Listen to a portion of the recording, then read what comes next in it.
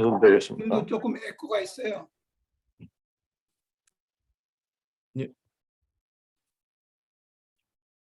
안녕하십니까, 강모입니다. 오늘은 스위스의 아름다운 도시와 마을들을 방문하겠습니다. 스위스는 물가가 세계에서 최고로 높은 국가입니다. 하울링이 좀 울리는데 이게 어디서 또 울리는지 모르겠네요. 저만 울리나요? 아니, 좀 울리네요. 음, 지난주보다 오히려 좀 더 심한 것 같은데요, 지금. 그래요? 제가 여기는 잘못된 게 없는 것 같은데 조금 시작을 하겠습니다. 예. 만약 맥도날드에서 빅맥 콤보를 시키면 20불 이상을 지불해야 합니다. 그리고 한국 식당에서 육개장 한 그릇을 드시려면 30불 정도를 지불하셔야 합니다. 그야말로 살인적인 물가라 말할 수 있겠습니다. 제 이모님 한 분은 딸과 함께 스위스 여행을 갔다가 쫄쫄 굶고 다녔다는 우스갯 이야기를 한 바 있습니다. 스위스 전통 음식으로는 유명한 치즈 퐁듀가 있습니다. 그래서 15년 전 사진인데요.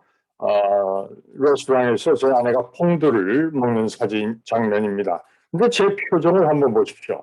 쓰고 맛없는 퐁듀를 억지로 먹는 사진입니다. 일부러 사진 찍었는데요.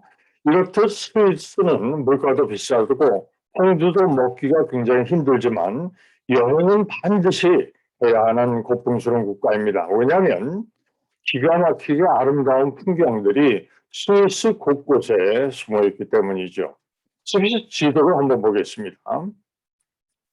오늘 우리가 방문하게 될 도시와 마을들은 다음과 같습니다. 한 20여 개 정도의 도시와 마을들입니다. 주요 국가로는 왼쪽으로 프랑스가 있고 또 이탈리아 아래로 있고 오스트리아가 있고 독일이 위에 있으며 또 리텐슈타인 공국이 조그맣게 있습니다. 그리고 빙하특급은 체르마트에서 생모리츠 그리고 생모리츠에서 체르마트까지 달리는 급 열차를 말합니다. 스위스의 수도는 베른입니다. 도시 이름은 곰에서 따온 것으로 이곳에는 곰 공원도 있죠. 곰 공원에서 조금만 더 올라가면 장미공원이 있는데 장미보다는 튤립이 더 많이 있는 공원입니다. 그 공원에서 바라보는 아래강과 베른 구시가의 풍경 참 아름답죠. 그리고 분수대가 많이 세워져 있는 것은 마르크트 거리라고 합니다. 13세기 초에 세운 시계탑인데요. 베른시의 서쪽 출구로 들어오는 문으로 지어진 것인데요. 이것은 비가 와도 걱정 없는 석조 아케이드가 양쪽으로 쫙 이어져 있습니다. 특이한 것은 아케이드 아래에 지하로 들어가는 상점들이 몇 개 보인다는 것이죠. 지하 상점은 계단을 내려가야 하는 분편이 있지만 렌트비가 저렴해서 대신 물건을 싸게 파는 그런 장점을 가지고 있습니다. 여러분 천재 물리학자 아인슈타인 아시죠? 아인슈타인이 바로 1902년부터 1909년까지 이 베른에서 지냈습니다. 그 아인슈타인은 버스가 계속해서 시계탑을 돌아 나오는 것을 흥미롭게 관찰을 하다가 그 유명한 논문을 통해서 상대성 이론을 세상에 내놓았던 것이죠. 여기는 스위스 제1의 도시 취리입니다. 도시는 취리 호수와 리마트 강을 끼고 있는데요. 왼쪽에 있는 것이 프라우민스터 교회, 그리고 성피터 교회가 있고, 그리고 오른쪽으로는 그로스민스터 대성당이 있습니다. 이 사진들은 저 아내가 17년 전에 촬영한 사진인데요. 그로스민스터 대성당이 바로 뒤에 있죠. 그 바젤은 스위스와 프랑스, 독일이 맞붙어 있는 곳에 있는 도시입니다. 그 세 국가를 그냥 마음대로 걸어 다닐 수 있는 거죠. 그래서 이곳은 프랑스도 쉽게 방문할 수 있고 독일도 쉽게 방문할 수가 있습니다. 저희 네 번째 스위스 여행이 바로 이 바젤에서부터 시작이 됐습니다. 여기는 라인강입니다. 루체른의 로이스강입니다. 카펠르는 유럽에서 가장 오래된 목조다리죠. 이 루체른에서 가장 아름다운 곳이 이곳인데요. 이곳에는 바그너 박물관도 있습니다. 음악을 좋아하시는 분들은 방문하시면 아주 좋아하실 것입니다. 루체른은 또한 국제 루체른 음악 페스티벌로도 아주 유명한 것이죠. 그리고 제가 바로 이 왼쪽에 있는 선상 그 레스토랑에서 그 맛없는 치즈 퐁듀를 먹은 것입니다. 근데 그때 제가 실수한 것은 퐁듀를 하나만 시켜야 될 것을 2개를 시켰다는 것이죠. 그러면은 치즈 퐁듀를 드고 싶으시면 하나를 시키시고 다른 음식을 시키시면 저와 같은 그런 불상사가 생기지 않으실 것입니다. 여기는 스위스의 중세 도시 프리브르라고 합니다. 세상에 잘 알려지지 있지는 않지만 프리브르는 1157년에 건설된 도시입니다. 그러니까 그 1191년에 건설된 도시가 스위스의 그 수도 베른입니다. 베른보다도 더 오래된 도시가 바로 이 프리브르인데요. 34년이나 먼저 생겨진 도시죠. 이곳에는 1225년에 건립된 수도원이 있습니다. 당시 이것은 바스빌 지역이라고 했는데요. 아주 가난한 사람들이 살았다고 합니다. 그래서 수도사들은 아주 헌신적으로 가난한 사람들을 도우면서 수도 생활을 병행했던 것이죠. 이 조용한 도시에서 눈에 많이 띄는 것은 젊은 대학생들입니다. 440년의 역사를 자랑하는 프리브르 대학이 있기 때문이죠. 대학에는 재학생 10,000명 그리고 940명의 아주 훌륭한 교수진을 갖추고 있습니다. 그리고 스위스에서 프랑스어권과 독일어권이 나눠지는 경계 지역이기도 하죠. 그래서 이곳에서 시민들이 사용하는 프랑스어 사용 비율은 70%, 그리고 독일어는 30%를 사용합니다. 다른 것은 독일어를 더 많이 사용하는데 좀 다르죠. 그러나 프리부르 그 대학에서는 그 강의가 프랑스어, 독일어가 거의 반반 차지한다고 합니다. 그런데 스위스 연방통계청에 의하면 스위스 전체적으로는 독일어가 63%, 프랑스어가 28%, 그리고 이탈리아가 한 8% 정도를 사용하고 있습니다. 그래서 스위스 사람들은 독일어는 물론이요, 프랑스어와 이탈리아, 그리고 영어까지 아주 잘합니다. 그래서 스위스 대통령은 매년 10년 연설을 할 때 독일어, 프랑스어, 이탈리아, 영어 등 4개국어로 연설하는 것을 성례로 할 정도죠. 그리고 스위스는 유로가 아니라 스위스 프랑을 사용합니다. 하지만 모든 상점에서 유로를 내면 받기는 하지만 잔돈을 줄 때는 유로가 아니라 스위스 프랑을 거슬러 줍니다. 그래서 스위스에서는 유로와 프랑을 잘 사용하시고 스위스 프랑이 남지 않도록 조심하셔야 하는 것이죠. 이 건물은 중세에 지어진 공물을 저장하고 관리하는 곡창 이사회 건물입니다. 돌계단 위로 보이는 건축물은 500년의 역사를 자랑하는 프리브르시 정사고요. 프리브르에는 그 구텐브르크 박물관도 있습니다. 1440년경에 구텐브르크는 금속 활자를 발명했죠. 1455년에는 라틴어로 쓰인 구텐베르크 성경이 출판되었습니다. 그래서 정시관에는 당시 인쇄 기술과 산업의 역사를 잘 보여주고 있는 박물관이 있죠. 그 인물 크기로 만든 그 왁스 인형으로 인쇄하는 그 장면을 보여주기도 하고요. 박물관에 주로 학생들이 선생님들과 함께 단체로 견학을 오는데 저는 독일 구텐브르크 박물관을 가봤습니다. 근데 여기는 제가 무료로 입장을 했습니다. 왜냐하면 스위스 패스를 사용했기 때문이죠. 이 스위스에서 스위스 패스를 사용하면 많은 곳들이 무료로 입장할 수 있는 곳들이 많습니다. 이것은 그 독일 캠프톤에서 인쇄한 로마 예식 미사 경본이고요. 또 이것은 프랑스 리옹에서 인쇄한 로마의 그 시편집입니다. 모두 18세기에 인쇄된 것입니다. 1927년에 지은 유서 깊은 이 박물관 건물에는 인쇄에 관한 모든 것들을 잘 갖추고 있는데요. 마치 독일 마인츠에 있는 구텐베르크의 온 것 같은 그런 느낌을 받았습니다. 여기는 76m 높이의 첨탑이 있는 성 니콜라스 성당인데요. 1983년부터 짓기 시작해서 1430년에 완공된 건축물입니다. 11개의 종이 있는 첨탑이 얼마나 높은지 바로 앞에서는 사진 촬영을 할 수 없었는데 성당의 출입구는 1380년에 제작된 수태고지와 12 사도의 그 부조와 잘 예쁘게 조각되어 있었습니다. 그리고 예전에 스테인드 글라스가 여기도 아주 아름다운데요. 그 성체 스테인드 글라스였습니다. 정면에서 가장 중요한 것은 성묘 매장 예리방이라는 것이었어요. 이 무명의 작품은 두 천사와 12사도 그 동상에 예수님의 시신을 이렇게 둘러싸고 있는 모습인데요.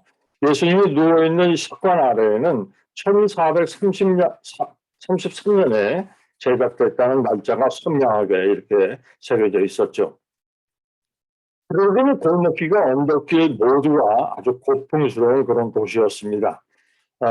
중앙역도 이렇게 예쁜 꽃들이 피어 있었죠. 여러분 프리브로 가시면 많이 좋아하실 것입니다. 여기는 제네바입니다. 제네바는 그 트램이 다니는 도시인데요. 스위스에서는 세 번째로 큰 도시죠. 제네바의 특징은 시민들의 반 정도가 스위스인이 아닙니다. 모두 외국인이라는 것이죠. 왜냐하면 수많은 국제기구와 200여 개의 대기업 본사들이 모두 제네바에 있습니다. 국제적인 그 외국기관 중에는 가장 규모가 큰 곳이 UN 유럽본부입니다. 그 본부 앞에는 이렇게 12m 높이의 아주 거대한 한쪽 다리가 부러진 의자 조형물이 놓여 있었습니다. 이 조형물의 의미는 지뢰 피해에 관한 경각심을 일으키기 위한 것이었습니다. 제네바를 쉽고 편안하게 관광하는 방법은 기차 트롤리 투어가 있습니다. 호스카에서 출발하는데요. 이 트롤리 투어는 그 제네바의 중요한 장소를 모두 돌아봅니다. 저도 이것을 타고 돌아봤는데요. 여기는 제네바 대국장과 기욤 앙리 듀프르 장군의 동상이 있는 곳입니다. 듀프르 장군은 스위스 통일을 주도한 아주 유명한 장군인데요. 스위스 집회에도 등장하는 아주 유명한 인물입니다. 여기는 성 피에르 대성당입니다. 13세기에 완성된 건축물인데요. 1935년 이후부터는 개신교 교회로 완전히 탈바꿈해서 지금 이루고 있습니다. 1941년부터는 존 칼뱅, 영어로 존 칼뱅이라고 하죠. 존 칼빈이 이곳에서 설교를 했습니다. 여기는 바스티옹이라는 공원인데요. 종교개혁 기념비가 칼뱅의 탄생 400주년을 기념해서 이렇게 세워져 있습니다. 동성의 높이가 아주 굉장히 큽니다. 10m, 넓이는 100m에 이른 아주 넓은 곳인데요. 이 왼쪽에 있는 분이 기욤 파렐, 그리고 두 번째가 잔 칼뱅, 세 번째가 베자, 그리고 잔 낙스의 순으로 이렇게 세워져 있습니다. 파렐은 제네바에서 처음으로 종교개혁을 부르짖은 분이고요. 칼뱅은 종교개혁을 체계하고 실천했던 분, 그리고 베자는 제네바 대학의 초대 학생이었던 분이었고요. 낙스는 스코틀랜드의 장로고 뿌리를 아주 내린 그런 개혁자였죠. 그리고 기념비 앞에는 장 칼뱅에 의해서 설립된 1559년에 설립된 제네바 대학이 있습니다. 이것은 아주 조용한 곳인데요. 대학생들이 잔디밭에 이렇게 앉아서 쉬고 있는 모습도 보시죠.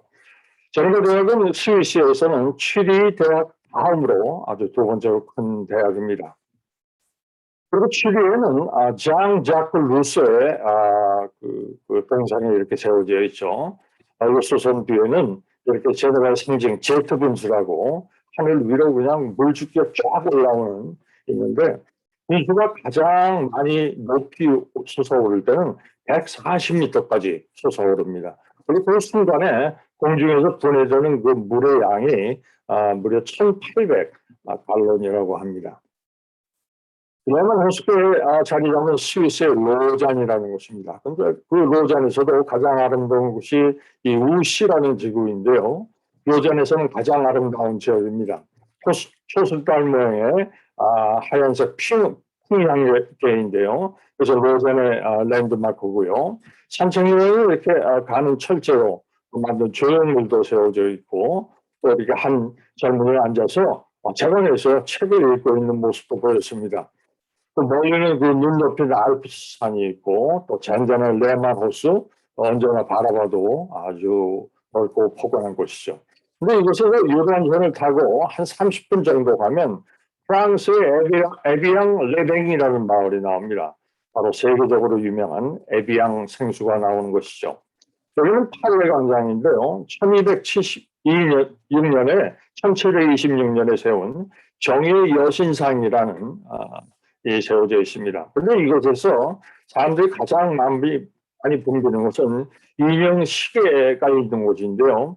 인형 시계는 약국 바로 위에 있습니다. 이 있는 것이 약국인데, 근데 이 사람들이 붐비는 것은 이 인형 시계인데, 이 인형 시계는 매 시간마다 배를 울리면서 이렇게 돌아가는 모습을 볼 수 있죠. 로잔의 아주 명물입니다. 여기서 언덕을 좀 더 올라가면 여기는 마르시라는 계단인데요. 13세기에 지은 나무로 만든 계단입니다. 이 계단을 올라가면 높은 첨탑에 로잔의 그 유명한 로잔 대성당이 나옵니다. 근데 여기 첨탑에서 매일 밤 10시부터 2시까지 매시간 야경꾼이 소리를 내서 시간을 알립니다. 동쪽에서부터 북쪽, 서쪽, 남쪽으로. 이런 일은 1405년부터 시작된 로잔의 정통인데요. 여름에 입구로 들어가니까 시니어들이 이렇게 경건한 마음으로 스케치를 하고 있었습니다. 로잔의 대성당은 아주 유명하죠. 근데 이 스테인드 글라스를 제작한 사람이 기아르트 오누쿠르라고 하는 아주 프랑스 출신의 13세기에 활약했다 아주 유명한 분이었어요. 이분은 조각, 회화, 스테인드 글라스 이런 고대 건축 기술의 많은 기법들을 이 스위스에 전수를 했던 것이죠. 로잔 대성당의 스테인드 글라스는 정말 대단했습니다.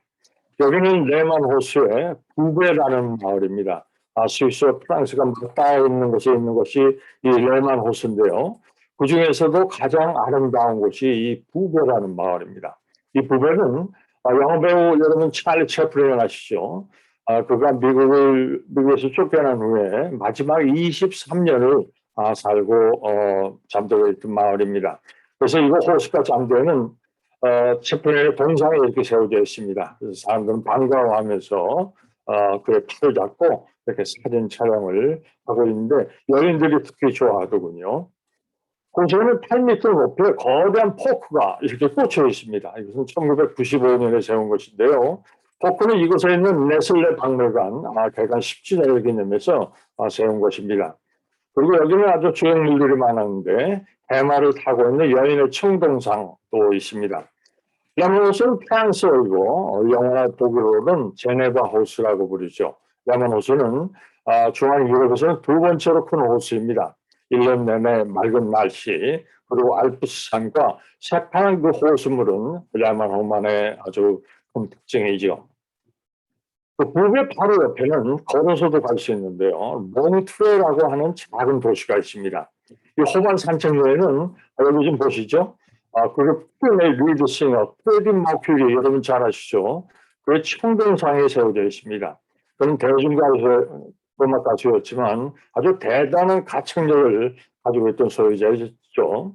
근데 그가 한때 스튜디오를 갖고 생활했던 곳이 바로 이 몽트레였습니다. 그래서 이 청동상은 그가 사망한 지 5주년이 됐던 1996년에 세운 곳입니다. 여기서 산책길은 그것이 아주 아름답습니다. 레만 호수를 끼고 있는 아주 환상적인 길인데요.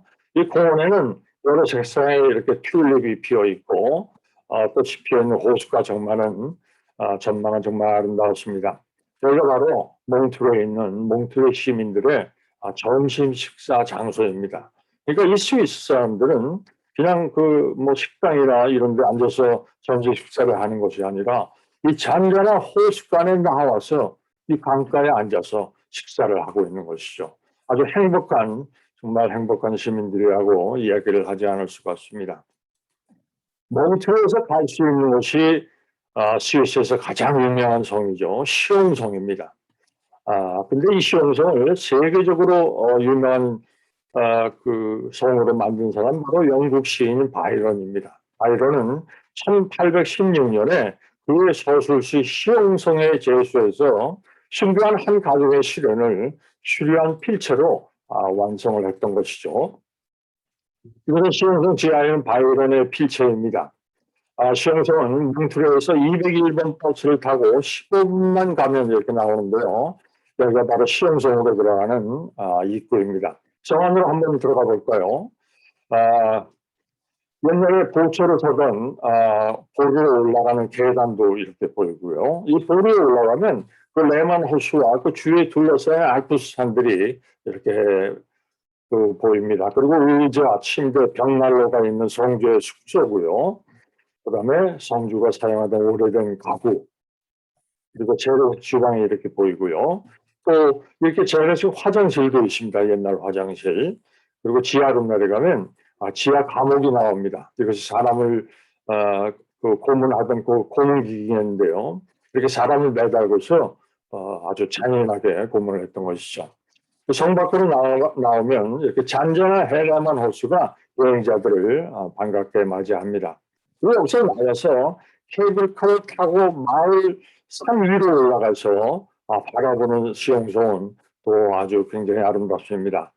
평화를 이룬 것일까요? 햇빛을 받아서 황금색으로 변한 수용성의 풍경입니다. 체르마트는 빙하 특급이 출발하거나 도착하는 빙하 특급의 마지막 정거장입니다.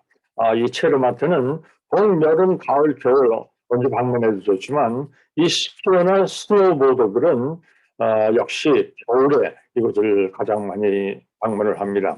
하지만 이 청정한 마을은 환경 보존을 위해서 휘발유를 사용하는 자동차는 결코 이 마을에 들어갈 수가 없어요.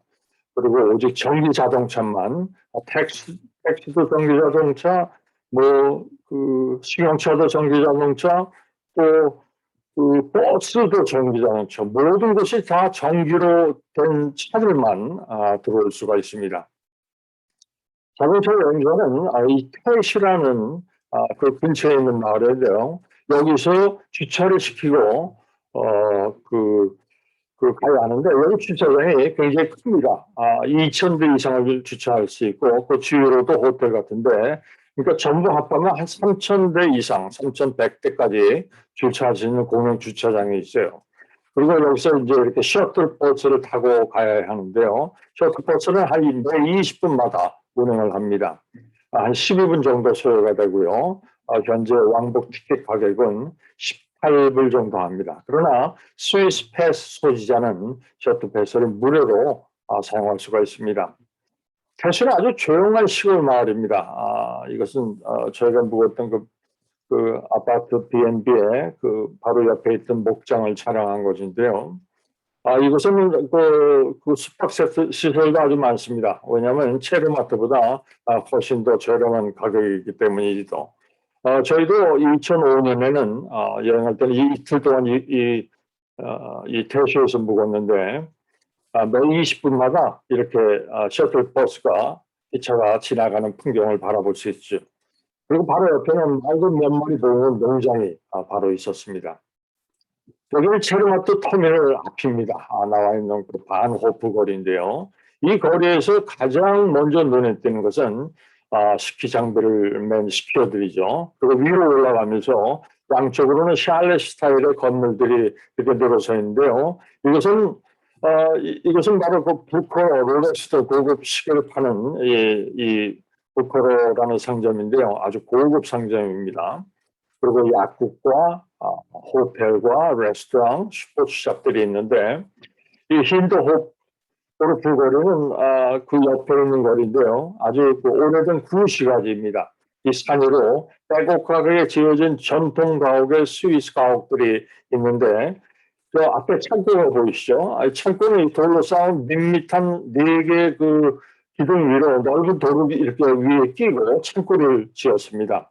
이것은 주의 침입을 막기 위한 우리만의 전통 잔치인데요. 그래서 가끔가다 이 기름을 발라놓으면 이게 지우고 올라가다가도 떨어져서 올라갈 수 없었다고 합니다.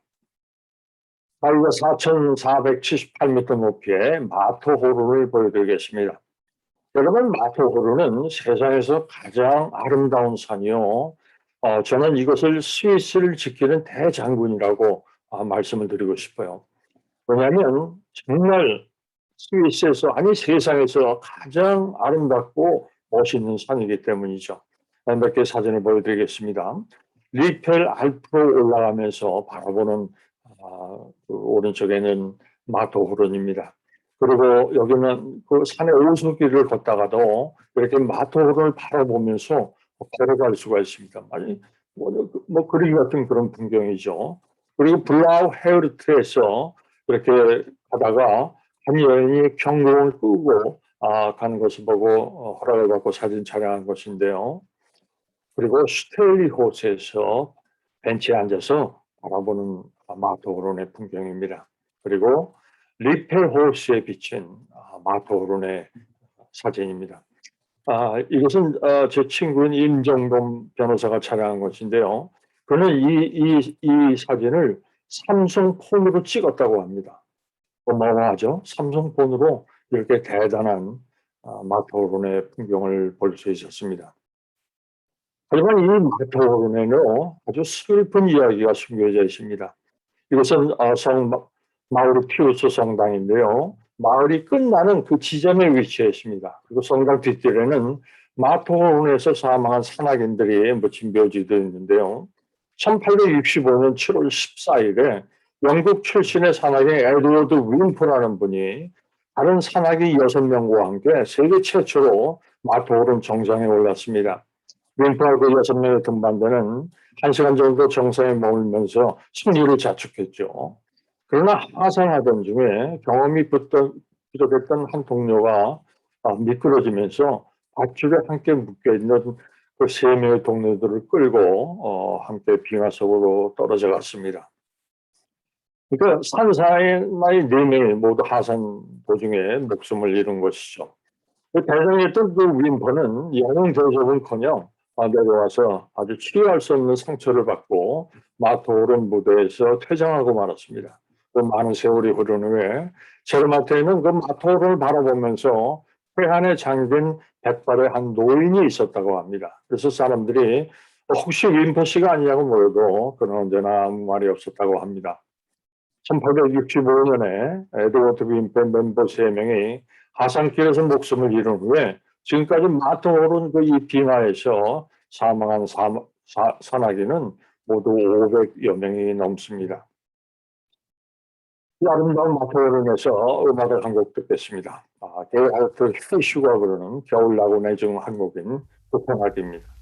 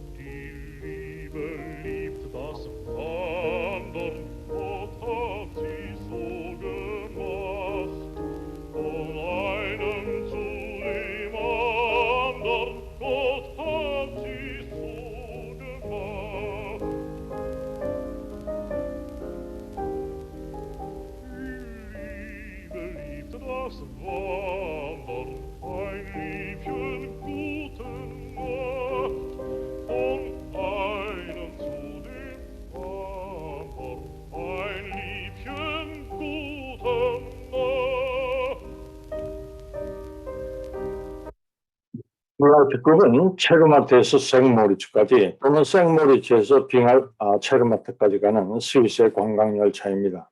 빙하 특급이 모든 여행자들의 로망이 된 것은 만년서히 덮이는 알프스 산과 울창한 산림지대, 그리고 터널과 계곡 등을 가로지르면서 청정하고 변화무쌍한 자연을 사람들에게 선사해 주기 때문이죠.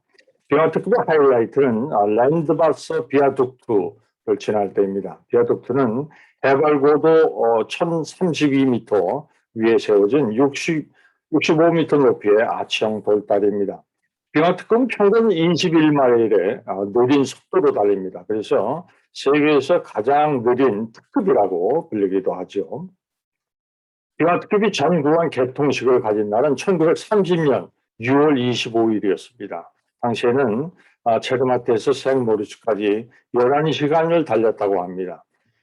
여기가 빙하 특급의 1등석 좌석이고요. 이것이 2등석 좌석입니다.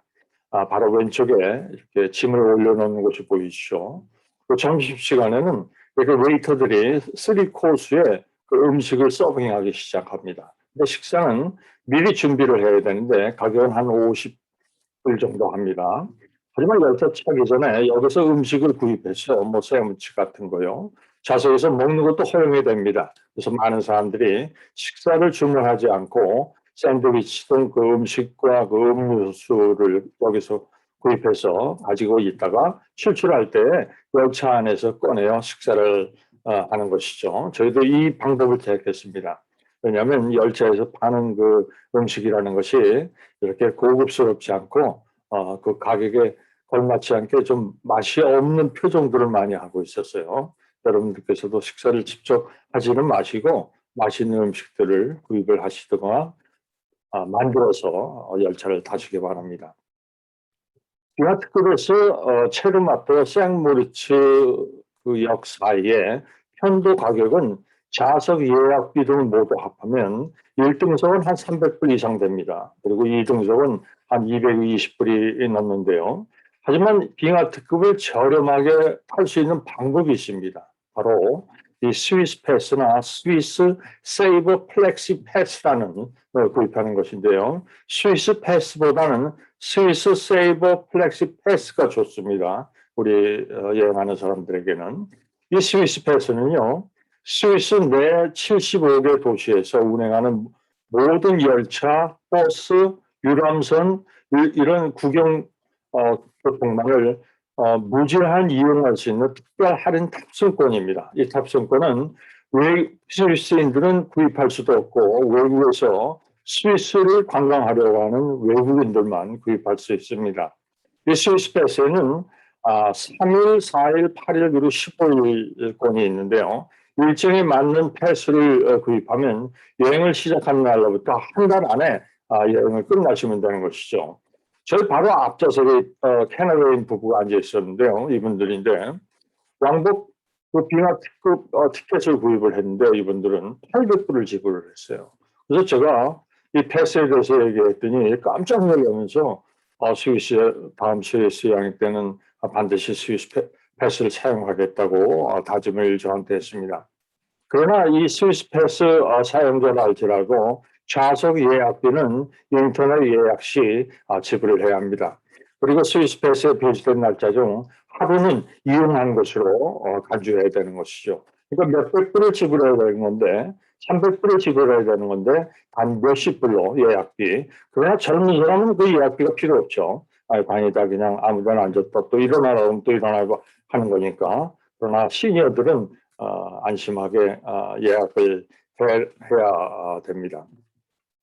그리고 빙하 특급에는 가끔씩 이렇게 열차 차량이 검표를 합니다. 이 모자 쓴 분이 그 열차 차장인데요. 어떤 사람은 그 빙하 특급이 너무 지루했다고 이렇게 하는 얘기도 저는 들었습니다. 하지만 저희 부부는 빙하 특급을 8시간 동안 정말 엔조이했습니다. 제 생각에 일생에 한 번은 이 빙하 특급을 꼭 타봐야 된다고 그렇게 생각을 하고 있습니다. 그래서 스위스를 여행하려면 빙하 특급과 함께 여러 도시를 여행해야 하므로 스위스 트래블 패스, 이 스위스 여행에서는 필수로 구입을 해야 되는데요. 근데 여러분들께서 주의하실 것이 하나 있습니다. 바로 날짜를 잘 선택하셔야 됩니다. 그러니까 예를 들면 스위스를 7일을 여행하시면 스위스 패스를 7일 거를 구입하시면 안 됩니다. 3일 또는 4일짜리를 구입하셔야 되죠. 그리고 스위스를 20일 정도 여행하신다면 20일자가 아니라 8일 정도 패스를 구입하시면 됩니다. 그리고 한 달 정도 여행하신다면 15일이면 충분합니다. 왜냐하면 매일 열차를 타는 것이 아니기 때문이죠. 하루 열차를 타고 다른 도시로 옮겨서 그쪽에서 하루 이틀 관광을 한 후에 다른 도시를 방문할 때만 하루 스위스 패스를 사용하기 때문인 것이죠. 패스는 하루에 열차를 몇 번을 갈아타도 상관이 없어요. 그것이 하루에 모두 탄 것이면 10번을 타도 패스는 하루만 기입이 되는 것입니다. 그리고 패스는 예전에 50% 세일을 많이 했습니다. 근데 요즘은 잘 보이지를 않습니다. 하지만 팬데믹 이것이 지나고 나면 예전처럼 세일을 많이 할 것이라고 저는 생각을 하고 있습니다. 스위스 여행 계획 시에 웹사이트에 멤버로 등록하신 후에 주시를 하고 계시다가 이 스위스 패스 세일을 하면 재빨리 구입을 하시면 되는 것이죠. 요즘 모두 이 티켓으로 모든 것을 대신하고 있죠. 예전에는 메일로 티켓을 보내줬는데 티켓을 잃으면 환불이 되지 않습니다. 웹사이트 예약은 swissrailway.com에서 또 잉글리시도 나옵니다. 이렇게 하시면 되고요. 요즘 패스 가격은 보이는 것 같습니다. 저런것에서 빙하열차를 타고 마지막 도착하게 되는 것은 생모리츠입니다. 이 도시는 3번이나 그 알파인 스킨 선수권 대회를 개최를 했고요. 1928년과 1948년에는 동계올림픽을 개최하기도 했습니다. 한국도 이때 1948년에 동계올림픽에 5명이 참석을 했죠. 바로 저기 보이는 그 호수의 그 빙판에서 그때는 그 스피드 스케이트 경기를 이 호수에서 했습니다. 당시 한국 선수단은 메달 따지는 못했습니다. 하지만 나라를 찾은 그 기쁨만큼은 전 세계에 알리게 됐던 것이죠. 당시 한국과 함께 처음으로 생모리츠 올림픽에 참가한 나라가 바로 칠레, 레바논, 덴마크, 아이슬란드가 있었습니다.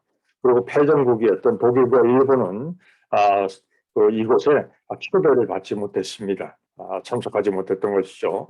생모리츠는 이렇게 2번이나 큰 도시가 하는 것처럼 동계올림픽을 개최했지만 이 시의 총 인구는 5,200명밖에 되지 않습니다. 그러니까 마을이라 부르는 것도 타당하겠죠. 하지만 이곳은 스위스에서 가장 부자들이 모이는 곳이에요. 그래서 에르메스, 불가리, 루이비통, 명품점이란 명품점은 거의 모두 모여 있습니다.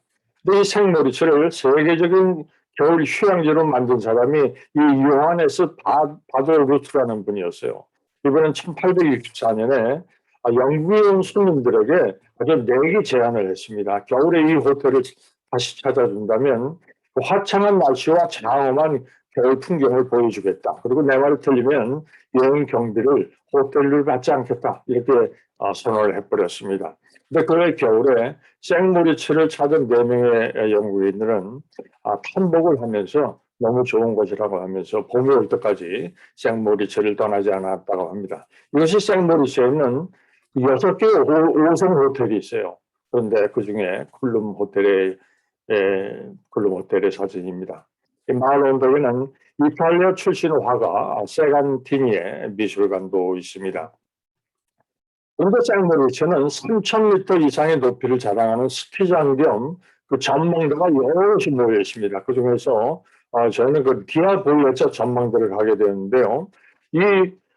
저희가 갔을 때 이 생모리츠 그 시에서 시 관광청에서 무료로 티켓을 주었어요. 디아볼레차 전망. 이틀을 묵었다고요. 그래서 여기를 기대도 없이 저희는 가봤습니다. 빙하열차 그 분위기에 기차였었는데요. 역에 도착했더니 생모리츠역에서 한 20분 정도 걸렸습니다. 근데 여기에 2,093m에서 그러니까 이 전망대로 올라가면 그 전망대가 거의 3,000m, 2,978m 높이에 있다는 거예요. 이제 이 케이블을 타고 올라갔더니 올라가면서 촬영한 사진입니다. 거기 스노우보더들은 이렇게 그냥 아무 길이나 그냥 내려가고 있었습니다. 유럽의 젊은이들은 이런 것들을 많이 볼 수가 있는데요. 여기가 그 정상의 베르그 하우스입니다. 백두산보다 훨씬 더 높은 곳에 위치해 있는 것이죠.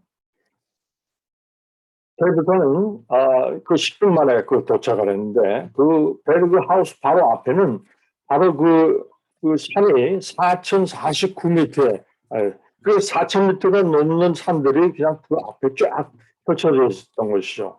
근데 이것이 바로 손에 잡힐 듯이 보였지만 그 스키어들이 걸으면 한 10시간 정도를 왕복으로 걸리는 그런 거리였다고 합니다. 저는 이곳에 와서 융프라우에 올랐을 때보다 훨씬 더 큰 감동이 제 가슴을 완전히 뒤흔들었습니다. 그리고 산행을 끝낸 한 청년이 시원하게 맥주를 마시면서 제게 포즈를 취한 그런 사진입니다. 근데 디아블로자에는 아주 특별한 행사가 하나 있습니다. 굴리나 플라이나라고 하는 행사인데요. 이것은 로마시어로 보름달을 뜻하는데 그 겨울에 휴양청 달방을 그 보름달 뜬 그때 스키를 타는 그런 행사를 말하는 것입니다. 12월부터 4월까지 보름달 뜨는 날에 맞춰서 젊은이들이 올라가서 보름달을 보면서 스키를 타는 것이죠. 정말 어마어마한 그런 아름다운 또 멋진 추억을 만들 수 있는 그런 곳이었습니다. 독일과 국경을 맞대고 있는 곳에 그 아름다운 스위스 마을이 하나 있는데요. 이름이 슈타인 암 라인입니다. 인구는 3,300명. 근데 이 슈타인 암 라인이라는 말은 독일어로 라인강의 보석이라는 뜻입니다. 이 말은 정말 설명이 필요 없어요. 사진을 몇 장 보여드리겠습니다. 슈타인 암 라인의 작은 기차역입니다. 근데 이 라인강이 흐르는 다리를 건너면 이런 성 조지안 수도원의 풍경이 펼쳐지고요. 이 마을의 풍경입니다. 얼마나 아름다운지요. 이것은 다른 곳에서 바라본 마을의 풍경입니다. 제 입에서는 저절로 탄성이 터져 나왔어요. 와, 이렇게 평화로운 마을이 라인 강변에 숨어 있었구나 하고 말이죠. 이것은 고풍스러운 중세 분위기의 성 조지안 수도원의 내부입니다. 그래서 안에 들어갔더니 르네상스 시대의 벽화가 있는 딱 50명의 수용할 수 있는 연회장이 있었는데요. 이 연회장은 일반 시민도 한 $170만 지불하면 누구나 반나절 정도를 사용할 수 있었다고 합니다. 그리고 구시가의 출발점이 시청사가 있는 시청사 광장인데요. 이 건물의 프레스코화는 15세기에 16세기에 많이 그려진 것이었습니다. 그리고 가장 최근에 그린 프레스코화는 1956년에 그렸다고 합니다. 여기는 운도 스타트 거리 꼭지 앞에 연두색 자전거가 있는 풍경이고요. 이 운도 스타트 거리는 보행자 전용 도로입니다. 물건 배달하는 차량만 가끔씩 들어오고요. 거리 끝에는 1367년에 세운 운도탑이 세워져 있었습니다.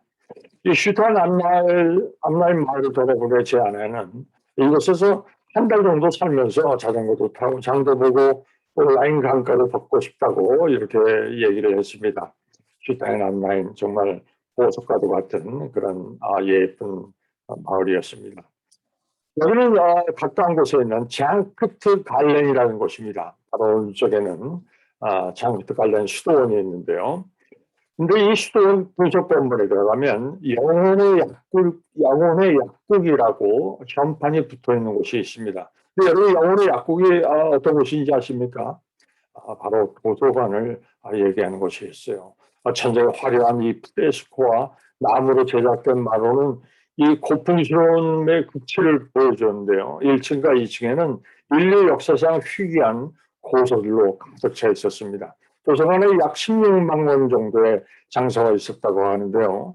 예, 그 중에는 그 7세기의 손으로 지은 텍스트, 또 9세기에 쓰여진 시편 51편의 필사본, 또 중세 일리아드로 불리죠. 니벨룽겐의 노래, 그 원본까지 있습니다. 바그너가 바로 이것을 소재로 해서 그 유명한 니벨룽겐의 반지를 작곡한 것입니다. 장크트 갈렌은 출창으로도 아주 유명한 도시입니다. 출창은 중세시대는 부의 상징이었죠. 출창은 15세기부터 제작되기 시작했습니다. 현재 도시에 남아있는 출장은 이 도시 한 도시에만 111개가 남아 있습니다. 유럽의 지금 융프라우를 하려면 인터라켄 또는 라우토 브루넨이라는 마을로 가야 합니다. 저희는 작년 10월에 스위스를 여행하면서 라우토 브루넨에서 나흘을 묵었습니다. 15년 전에는 제가 인터라켄에서 묵은 적이 있는데요. 인터라켄보다 라우토 브루넨이 낫습니다. 여러분께서 융프라우 가시려면 인터라켄보다는 라우토 브루넨의 숙소를 잡으시기 바랍니다. 라우토 브루넨은 거대한 암벽과 산봉우리 사이에 있는 작은 알프스 마을인데요. 우리는 아침 저녁으로 숙소 주위를 산책을 했습니다. 조금만 걸어도 이렇게 암벽이 나타났고요. 푸른 초원이 그대로 펼쳐졌죠. 울리면서 오는 소리는 새소리하고 젖소들이 원앙 소리뿐이었습니다. 라우토 브루넨은 많은 분수라는 뜻이에요. 폭포가 많아서 붙여진 이름인데요. 스위스에는 약 700개 정도의 폭포가 있습니다. 산 위에서 이렇게 마을로 떨어지는 그 아름다운 이것은 그 슈타우 바우라는 폭포인데요. 그 독일 문호고 괴테가 1779년에 여기를 방문하고 폭포를 바라보면서 바로 그 물 위에 영혼의 노래 시를 창작했죠. 사람의 마음은 물과 같고 사람의 운명은 바람과도 같다. 대문호의 아주 해탈적인 통찰의 아름다운 시죠. 그리고 이 시를 보고 슈베르트가 그 시에 붙여서 물 위의 영혼의 노래 디 11사를 작곡을 했습니다. 여러분 한국의 드라마 사랑의 불시착을 기억하십니까? 현빈과 손예진이 리정혁하고 윤세리로 출연을 해서 전 세계적으로 아주 데이트한 K드라마죠. 이 사랑의 불시착 촬영지가 바로 이 라우토 브룬에 아주 가까운 곳에 위치해 있었습니다. 자동차로 뭐 한 20분 정도 걸렸는데요. 그중에 현빈이 그 피아노 치던 곳 여러분 기억하세요? 이젤 발트 전차장 그것이 바로 이곳입니다. 브렌츠 이 호스가로 들어가는 길은 들어가는 길까지 이렇게 아름다워요. 그리고 저희가 그 패러글라이딩 하던 클라이네 샤이락도 이 융프라우 요후 가는 중간에 있습니다. 그리고 저희가 생을 마감하려고 했던 그 시그리스빌 다리 이것도 여기 가까운 곳에 있는데요. 이곳에서 바라보는 시그리스빌 마을의 풍경입니다. 그리고 두 사람이 마지막으로 만난 것이 바로 이 룽게룬 호수입니다. 아주 그림같이 아름다운 곳이죠.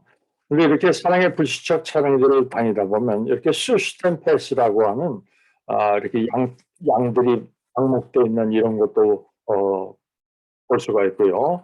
또 그린젤 패스라고 하는 아주 스위스에서는 아주 유명한 드라이브 코스입니다. 아주 빙글빙글 올라가는데요.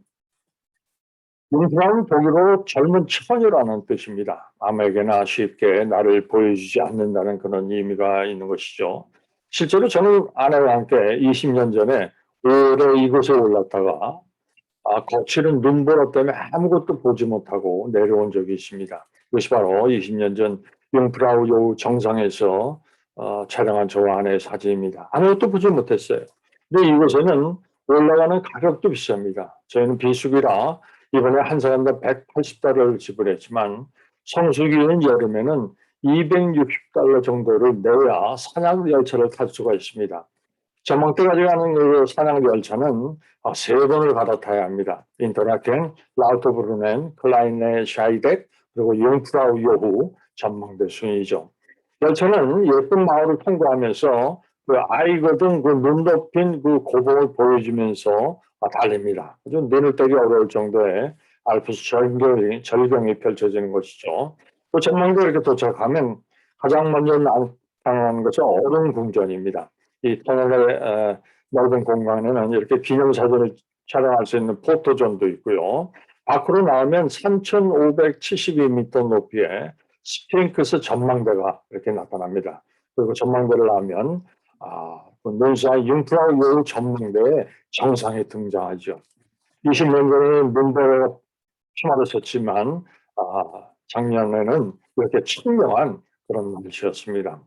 정상에는 스위스 국기가 펄럭이고 또 구급용 헬리콥터도 이렇게 보입니다. 그리고 이 정상에서 바로 왼쪽을 바라보면 이렇게 베르너 오버라이너 그 상군의 알레치 빙하가 이렇게 펼쳐집니다.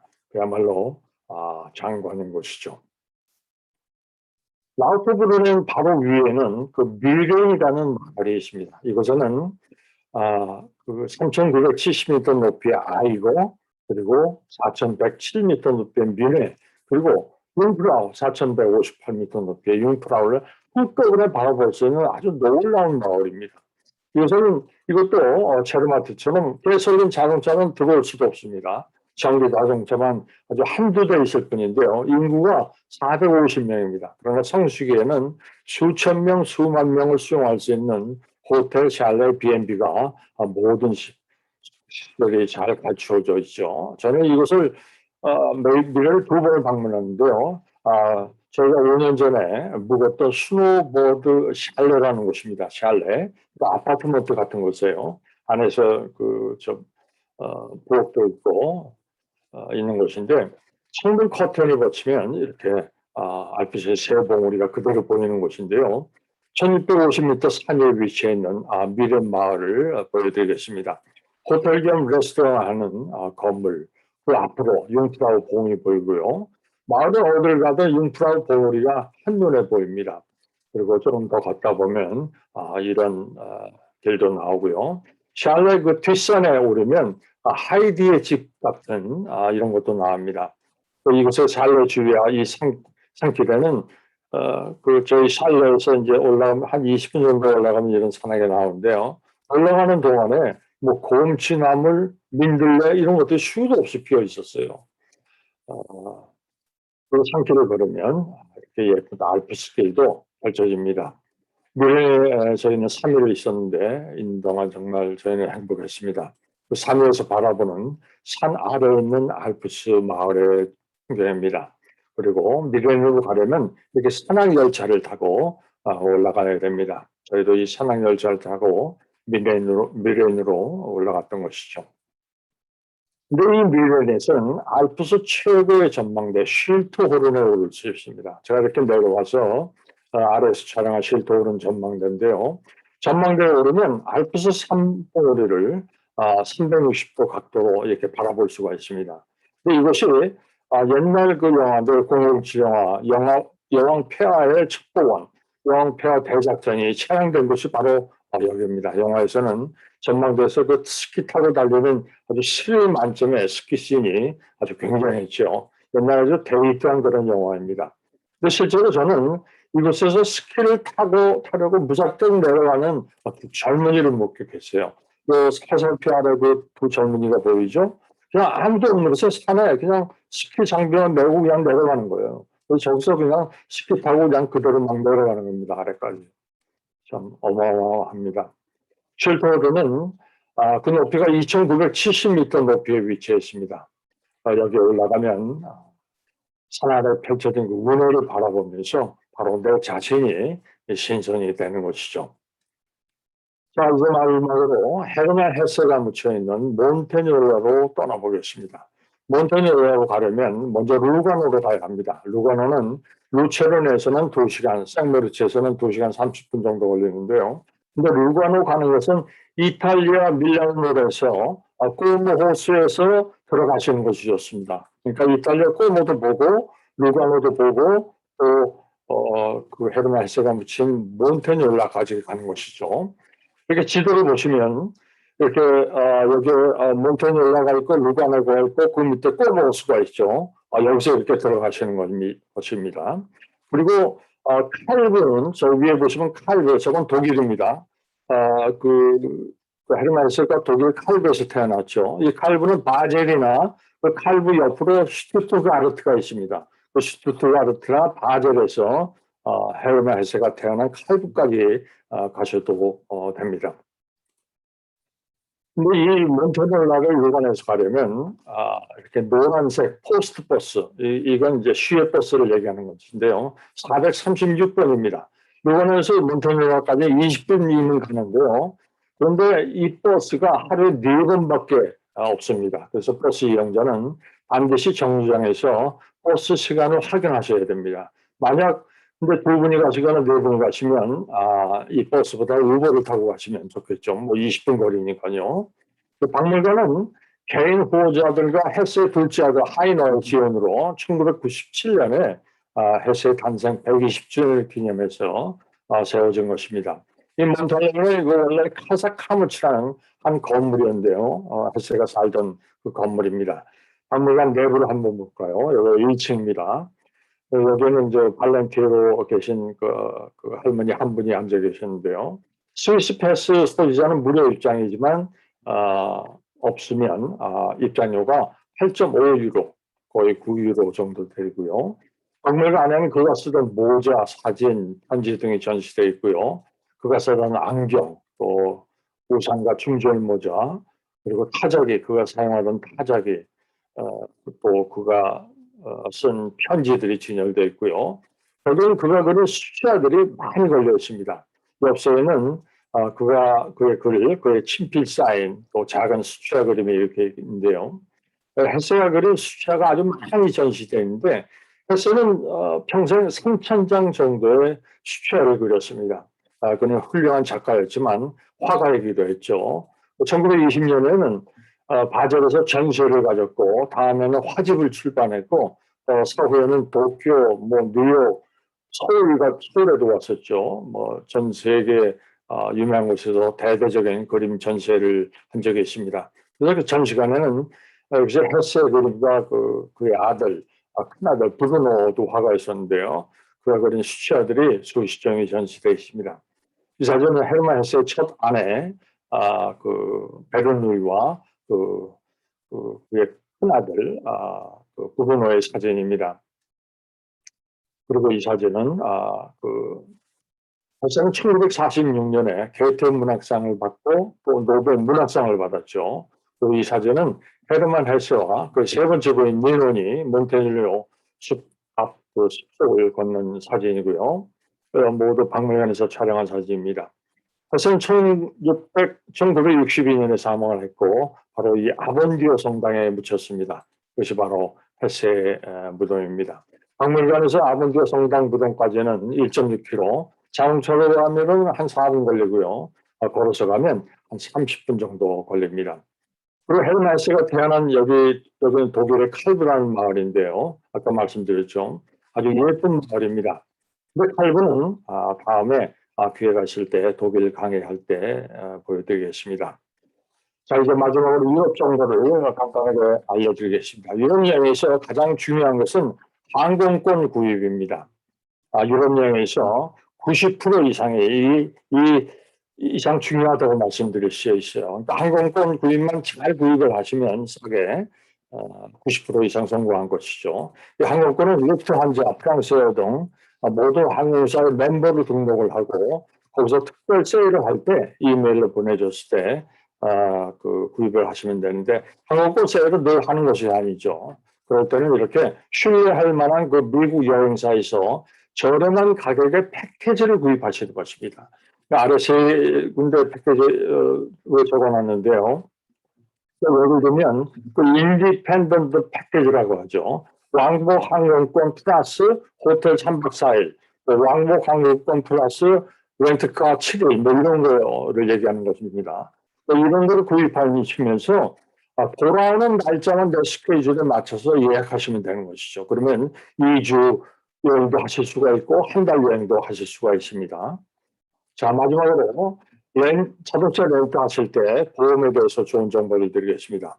렌트카는 그 허츠나 엔터프라이즈나 렌트카에서 그냥 하시고요. 하지만 보험은 들지 마세요. 왜냐하면 렌트카에서 하는 보험은 굉장히 비쌉니다. 아주 풀커버 보험이 하루에 30불 또는 40불씩 받아서 2주 여행을 하면 그냥 뭐 400불, 500불, 700불까지 갈 수가 있습니다. 보험료만. 그런데 이번에 제가 좋은 플랜 하나 발견했는데요. 바로 얼라이언스 트러블 인슈런스라는 컴퍼니에서 렌탈카 데미지 프로텍트 플랜을 구입하는 것입니다. 이것은 하루에 $9입니다. 그러니까 이것을 구입하시면 4만 불까지 렌트카 파손 도난에 가서 모든 보상을 받으실 수 있고 또 가방 분실도 1,000불까지 혜택을 받을 수가 있어요. 또 적은 보험료를 지불하고 예를 들면 하루에 9불이니까 10일 렌트카라면 63불만 내면 되겠죠. 저는 그 프랑스 여행을 오래 했을 때 9일 보험료를 81불을 지불을 했습니다. 그리고 차가 좀 이렇게 약간 찌그러는데 그 보험료를 지불할까 했더니 그 사람들이 그냥 그대로 가라고 그러더라고요. 그래서 보험비를 지불하지는 않았습니다. 얼라이언스 트래블 인슈런스 컴퍼니 여러분들께서 보험을 드시면 편안하게 유럽 여행을 렌트카로 하실 수 있을 것입니다. 오늘도 경청해 주셔서 감사합니다. 감사합니다. 제가 질문이 있는데요. 아까 체르마트를 가기 위해서 숙소에 택시를 이용하라고 하셨는데요. 그 택시에 가려면 어느 공항을 이용해서 가나요? 그리고 그 공항에서 택시까지는 렌트카로 가나요? 스위스를 여행하시려면은 스위스 그 체르마트만 가실 게 아니죠. 저 제네바도 들리고 싶고 아까 시용소도 들리고 싶고 그러시죠. 그런 계획은 없어요? 체르마트만 가실? 저는 제네바 갔었고요. 거기 시옹성도 갔어요. 그래서 저는 체르마트 가서 좀 오래 있고 싶어요. 그래서요. 네. 그렇다면 제가 체르마트로 그냥 그대로 간 적은 없는데. 아니 그 숙소를 가셨었는데 그 숙소까지를 차로 가셨나요? 렌트카로? 그렇죠. 저희는 렌트카로 올해는 렌트카로, 그러니까 작년에는 렌트카로 갔고 작년 가을에 렌트카로 갔고 20년 전에는 그냥 스위스 패스로 해서 기차로만 다니고 그랬거든요. 저 같은 경우는 제나바라고 해서 노잔 이런 데 시용성을 들러서 그 아래 차로 타고 이렇게 갔거든요. 택시 가시려면 택시, 그렇지. 왜냐면 제가 체르마트를 가고 싶은데 여태까지 못 간 이유가 거기는 전기차밖에 못 쓰고 뭐 이러니까 어떻게 거기를 가까이 가야 되는지 뭐 이런 게 조금 잘 몰라가가지고 저희는 늘 렌트카를 해갖고 있었는데 거기는 전기차밖에 못 쓰고 그러니까 거기까지는 어떻게 가나 거기서부터는 어떻게 해야 되나 그게 잘 몰라갖고요. 그러니까 묵으실 건 이제 체르마트에서 묵으시려고 그러시는 거죠. 근데 체르마트 가기 위해서는 택시에 있는 게 좋다고. 네, 택시에 반드시 가셔야 됩니다. 그러니까 렌트카를 하시면 택시에서 렌트카 파킹장이 있어요. 네. 거기서 파킹을 하고 열차를 타고 체르마트에 가서 그러니까 만약에 체르마트에 숙소를 하시면 이제 체르마트에 하셔야 됩니다. 조금 비싸도 왜냐하면 그 체르마트에서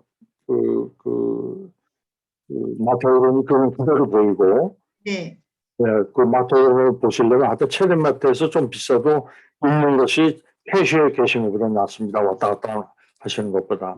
그러니까 렌트카를 하시면 택시에 렌트카를 파킹하고 체르마트로 가시고요. 열차로 타시면서.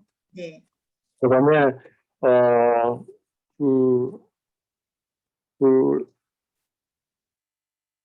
그러니까 그 방법밖에 없네요. 그러니까 택시까지 렌트카를 가서 렌트카를 하고 체르마트까지 가는.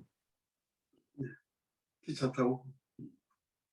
그리고 그 빙하 익스프레스를 타셨는데 그거 원웨이로 타신 거죠? 원웨이만 타요. 왕복은 탈 필요가 없죠. 네, 그 원웨이로 이제 그 다음 숙소로 이동을 하는 거죠. 그렇죠. 그러니까 체르마트에서 하시면 생메리츠로 이동을 하셔야 되고 생메리츠를 먼저 가셔서 체르마트로 오실 수도 있죠. 다음 여행지를. 그것도 방법이겠네요. 그러니까 둘 중에 하나를 그냥 선택하시면 돼요. 어떤 방법이 좋은지. 그다음에 그 뮤렌 같은 마을에 계실 때는 차가 없이 계셨나요? 거기는 뮤렌은 라우트브루넨이나 인터라켄에서 기차를 타고 올라갑니다. 산악열차. 네. 그 마을에선 차가 없어요? 그 마을은 차 없어요. 전기 자동차만 한두 대 있어요. 네. 이거 차로 들어갈 수가 없고 그 아까 사진에 보여드렸던 산악열차 한 칸짜리예요. 이거는 한 칸짜리 타고 인터라켄이나 라우트브루넨에서 뮤렌으로 올라가는 거죠. 뮤렌은 가시면 아주 좋아하실 겁니다. 저는 뮌헨이 아주 그 스위스에서는 가장 가야 할 곳이라고 아주 생각을 하고 있습니다. 가장 그러니까 예쁜 마을에. 네, 뮤른에서 그때 며칠을 자려면 거기서는 이제 차 없이 지내는 거죠. 그죠? 근데 차가 필요가 없어요. 거기는 아주 작은 마을이어서 다 걸어 다니면 되고, 거기서는 이제 쉴트호른도 올라갈 수 있고, 맨 끝에. 근데 미렌에서 계시려면 쉴트호른도 갈 때, 쉴트호른 올라가는 것도 굉장히 비싸요. 한 80불인가 하는데, 스위스 패스 소시자는 50%또 디스카운트입니다. 그러니까 미렌까지 가는 그 산악열차도 스위스 패스로는 그냥 올라가고, 그러니까 스위스 플렉스 패스를 반드시 구입하셔서 가시는 것이 좋습니다. 그 스위스 여행에서는. 감사합니다. 네, 그 굉장히 네. 고난도입니다. 이 스위스 여행은. 그래서 필요하시면 나중에 저한테 이메일이나 전화를 주시고요. 우리 백윤 교장님을 통해 가지고. 아유, 너무 감사합니다.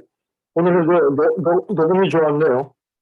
시작하자마자 그 하울링이 없어졌어요. 아, 예, 네, 네, 소리가 많이 좋아졌습니다. 네. 예, 예, 감사합니다. 예.